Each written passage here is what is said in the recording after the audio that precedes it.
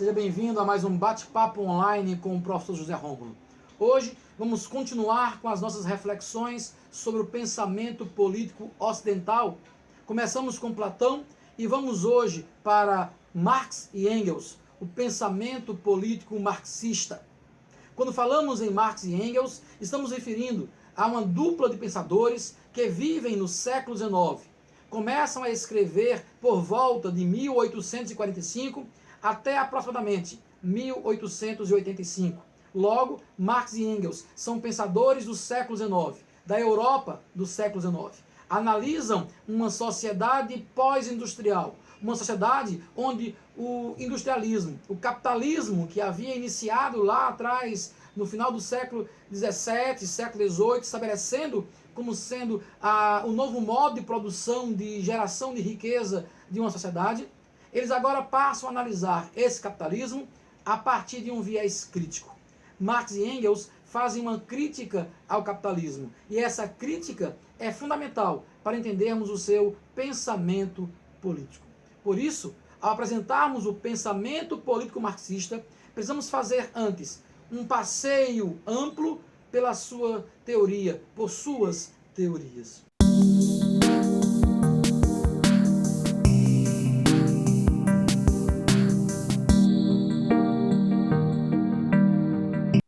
Ao falarmos em marxismo, nos referimos ao conjunto de teorias, ao conjunto de ideias atribuídos a esses dois pensadores, Marx e Engels. Marxismo não é só política, não é só economia, não é só metodologia das ciências. Marxismo é o conjunto de todas as teorias atribuídos a Karl Marx e Friedrich Engels. Sempre em uma perspectiva crítica a essa sociedade capitalista que estava inserida na Europa do século XIX.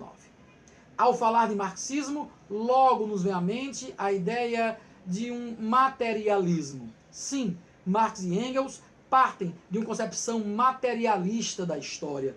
Não é uma ideia, não é um ser superior, não é algo que esteja externo ao indivíduo que vai de alguma forma determinar a sua existência. Não, é o próprio homem, a própria mulher, são os próprios seres humanos que na história fazem as coisas acontecerem. Por isso, Marx e Engels desconsideram elementos externos. É o homem, através da sua própria condição, que faz a história acontecer.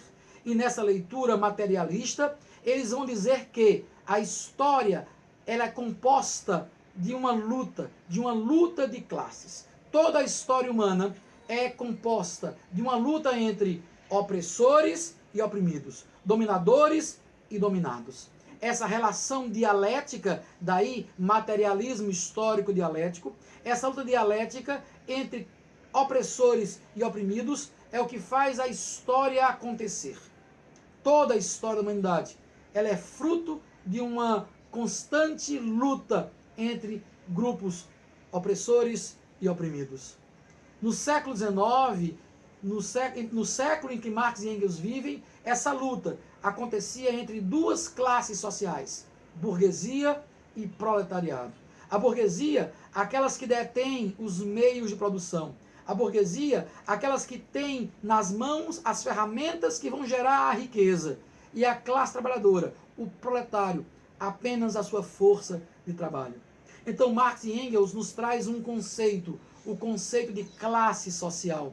Classe social é o lugar que você ocupa no meio da produção. É o lugar que você ocupa na produtividade de uma sociedade. Ou você tem os meios de produção na mão, burguesia, ou você apenas vende a sua força de trabalho, proletariado. Só existem duas classes na perspectiva marxista. Donas do meio de produção e não proprietárias dos meios de produção.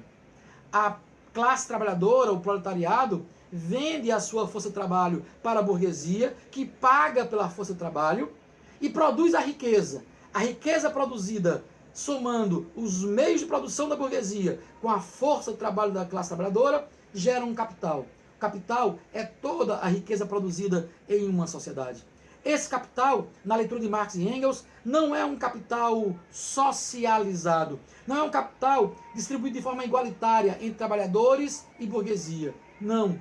O capital, pelo contrário, ele é privado. O capital fica na mão da burguesia. E essa burguesia, cada vez mais proprietária desse capital, da riqueza produzida, cada vez mais ela enriquece. E a classe trabalhadora, cada vez mais produzindo riqueza para a burguesia, empobrece, gerando uma desigualdade social. Então Marx e Engels vai nos trazer mais um outro conceito. Para que essa burguesia permaneça no poder, para que a burguesia possa estabelecer essa relação de dominação, a burguesia usa de um recurso chamado de ideologia. Ideologia é a falsa crença, são as histórias, a mentira, os valores produzidos pela burguesia, por essa classe dominante, para garantir que a classe trabalhadora permaneça no lugar em que está.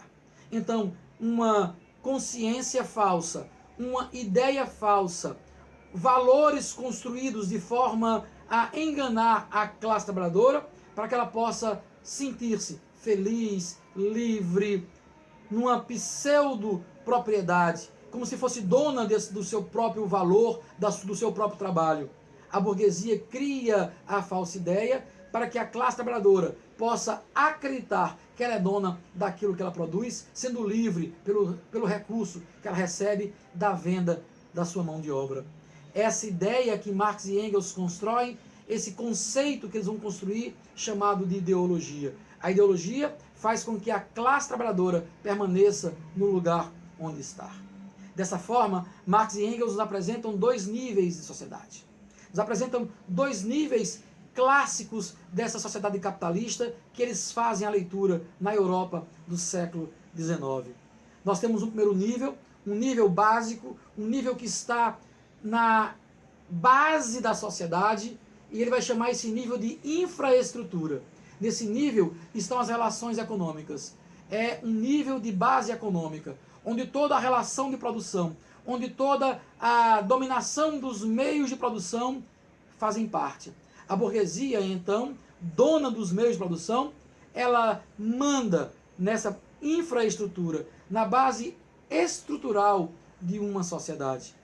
Esse primeiro nível estruturante, chamado por Marx e Engels de infraestrutura, estão as relações econômicas que determinam todas as outras ações. Então Marx e Engels dizem que acima dessa infraestrutura, nós temos um outro nível, chamado de superestrutura. Na superestrutura estão as demais relações, as relações jurídico-políticas, as relações ideológicas, todas as demais relações se encontram no campo da superestrutura. O Estado, as leis, a família, a educação, as demais relações se encontram no campo da superestrutura. Qualquer transformação na superestrutura não muda as relações de poder.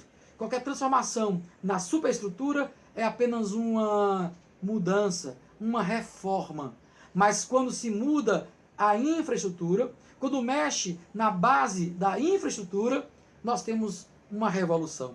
O que Marx e Engels propõem é que haja uma transformação na infraestrutura, para que possa então mudar as relações econômicas, mudar a relação entre proprietários dos meios de produção, burguesia, e classe trabalhadora proletária.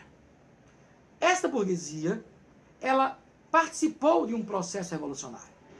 Quando nós tínhamos um modo de produção anterior ao capitalista, chamado modo de produção feudal, a burguesia era considerada uma classe dominada. Ela era oprimida pelos senhores feudais, pela nobreza. A burguesia faz uma revolução. A revolução industrial é uma revolução onde a burguesia passa a deter os meios de produção. A burguesia alcança a condição de dominadora, alcança o lugar de opressor após um processo revolucionário. Agora, Marx e Engels vão dizer, a história aponta para um novo momento, um momento onde a classe trabalhadora deve tomar o poder da burguesia. Para isso, vai dizer Marx e Engels, a classe trabalhadora precisa tomar consciência do lugar, consciência de sua condição, consciência de que ela é classe trabalhadora. Romper com a ideologia da burguesia, que estabelece que na classe trabalhadora existem uns melhores que outros, através do mérito, através da formação educacional, através do seu nível de produtividade, você é diferente dos outros. Marx e Engels nos chamam para que a classe trabalhadora tome consciência de que é trabalhadora. Que não existe ninguém na classe trabalhadora que seja melhor do que outro, porque somos trabalhadores, vai dizer Marx e Engels. Então, ele vai nos trazer um novo conceito. Olha, outro conceito, que é o conceito de praxis. Praxis é a ação transformadora da realidade. Quando a classe trabalhadora, o proletário, tomar consciência de que é trabalhador, então eles poderão agir para transformar a realidade, a ideia de praxis. Então Marx e Engels propõem aos trabalhadores do século XIX, os trabalhadores das indústrias do século XIX, que se unam enquanto classe trabalhadora para tomar o poder dessa burguesia, para tomar o poder dessa burguesia que detém os meios de produção. Marx e Engels então propõem uma tomada dos meios de produção da mão da burguesia entregue à classe trabalhadora. Então Marx e Engels, num texto chamado Manifesto do Partido Comunista, um texto encomendado pela chamada Internacional Socialista, onde Marx e Engels vão escrever para trabalhadores, orientando o que é a proposta comunista, que é uma proposta, no pensar deles, de unificação de toda a classe trabalhadora do mundo. Eles chamam então a classe trabalhadora a se unir para tomar os meios de produção dessa burguesia. Então, o Estado, que nesta estrutura capitalista é um comitê, é um escritório, é uma extensão da burguesia, Marx e Engels vai dizer que esse Estado burguês é uma ditadura. Em Marx e Engels, todo Estado é uma ditadura. E o direito, a lei, está a serviço dessa burguesia para manter a ditadura, manter essa estrutura de classes, manter essa estrutura de dominação da burguesia sobre a classe trabalhadora. Quando a classe trabalhadora unida, então tomar os meios de produção da burguesia, vai estabelecer um novo Estado. Não o Estado burguês, mas o Estado proletário. Marx e Engels chama então a classe trabalhadora a tomar consciência, a assumir uma luta, tomar da burguesia os meios de produção, estabelecer um Estado proletário, que Marx vai chamar de ditadura do proletariado.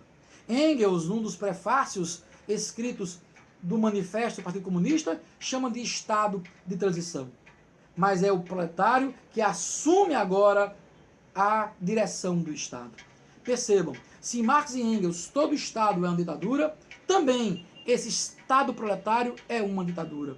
Também o Estado proletário é a ditadura, porque ainda existem relações de poder, ainda existe a condição de classe social. A burguesia não está extinta, está em processo de extinção. Enquanto houver a divisão de classes, enquanto houver um Estado que seja necessário para impor suas regras, existe uma ditadura. Mas não é possível alcançar a proposta política marxista, que é o que ele vai chamar de sociedade comunista. Não é possível alcançar essa proposta sem passar pelo estado de transição.